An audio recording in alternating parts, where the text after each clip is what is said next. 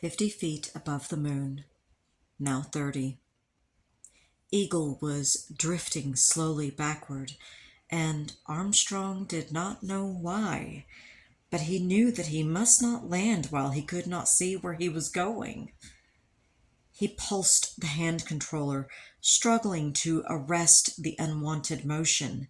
He was displeased with himself, sure that he was not flying Eagle smoothly. He wished he could buy more time, but he was too low on fuel to slow the descent any further. 20 feet to go. He'd stopped the backward drift, but still wrestled with a sideways motion that had crept in. They were flying the dead man's curve now, too low to orbit if the engine quit. But in the back of his mind, Armstrong knew that if that happened, they'd be okay. They would just fall onto the moon. Dust blew furiously. Once more, words of caution came from Earth. 30 seconds. Then Buzz Aldrin said, "Contact light." Armstrong had planned to shut the engine down at this moment. The engineers had warned him that if the rocket got too close to the surface, the back pressure from its own exhaust might blow it up. But he was so absorbed in flying that he forgot about that. With the engine still firing, Eagle settled onto the moon so gently that neither man sensed the actual contact. Quickly, Armstrong hit the engine stop button and said, "Shut down." Now, there was a blur of activity as Armstrong and Aldrin set switches and keyed numbers into the computer while Aldrin rattled off the post-landing checklist. Descent engine command override off. Engine arm off. 413 is in. Then there was a moment of quiet. The two men turned to one another in the tiny cabin. Their eyes met. Their bearded faces grinned at each other inside of bubble helmets, and their gloved hands clasped. Armstrong keyed his mic.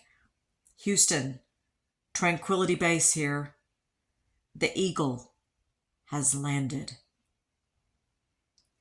The answer from Earth was like a sigh of relief. "Roger, Tranquility. We copy you on the ground," radioed Charlie Duke. "You got a bunch of guys about to turn blue.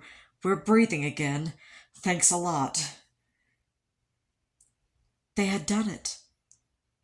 For an instant, Armstrong and Aldrin savored relief and elation that the greatest challenge was behind them.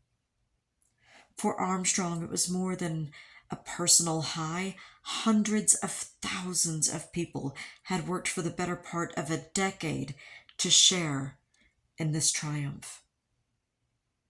And for himself, the landing had been everything a pilot could ask for. It had been a close call, but that just sweetened the victory.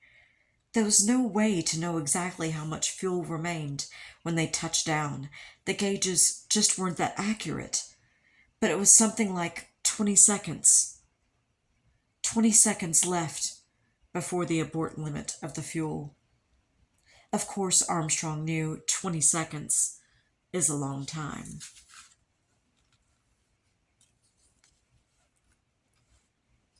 After Eagle's rocket engine shut down, the dust particles departed on long, flat trajectories, and the stillness of 1 billion years returned to the sea of tranquility. Inside Eagle, Armstrong and Aldrin put their elation on hold. There was work to do. Now that they were on the moon, the most important thing was to get ready to leave it, in case of an emergency. That meant checking Eagle's systems, entering abort data into the computer, and aligning the guidance platform to the weak lunar gravity. The last time was Aldrin's task. And while he attended to it, meticulously sighting on stars with the navigation telescope and conversing with a computer, Armstrong had a chance to survey the place where they had landed. Eagle had come to rest on a broad, level plain, pockmarked with craters a few dozen feet to a fraction of an inch across, and scattered with rocks and boulders. In the distance, Armstrong could see ridges that might have been 20 or 30 feet high, but it was hard to tell. There were no buildings or trees or other features normally used to judge size and distance. The lack of atmosphere gave an unreal clarity to the view, better than the clearest day on Earth. Hills and boulders at the horizon were as sharp as the rocks next to Eagle's footpads. Beyond that bright edge, as empty as the margins of a 15th century map, was the blackness of space. Most amazing to Armstrong was the strange play of light and color.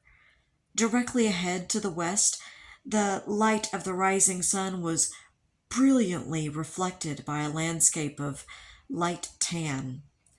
This gave way on either side to a dimmer, grayer tan, and when he craned to look off to the side where the ground was crisscrossed with long morning shadows, he saw an ashen gray.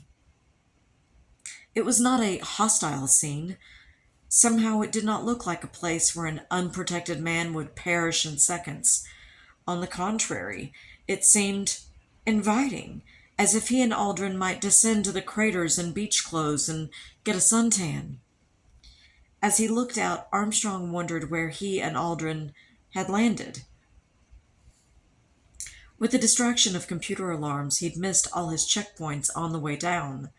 Now he searched the horizon for some feature he might be able to identify, but he found none. With a wry smile, he radioed Houston.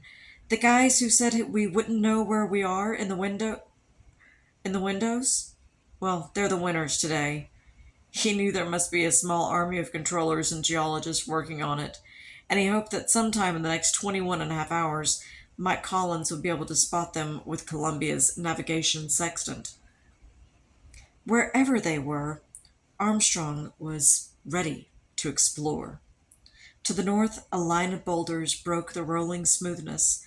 They looked to be within easy walking distance. Armstrong suspected that they had been ejected from some large crater nearby, perhaps that giant crater he had avoided during the descent.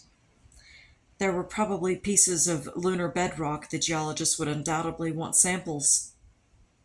He might even be able to run back to the crater and take some pictures. Armstrong turned his gaze to the LEM's small overhead window, and he searched the velvet blackness for stars, but saw only the blue of the earth. "It's big and bright and beautiful," he told Charlie Duke. Then, after running through the countdown for a simulated lunar liftoff, he and Aldrin turned off most of Eagle's systems. The lander would be dormant until it was time to leave the moon. That would come early tomorrow afternoon, if all went according to plan.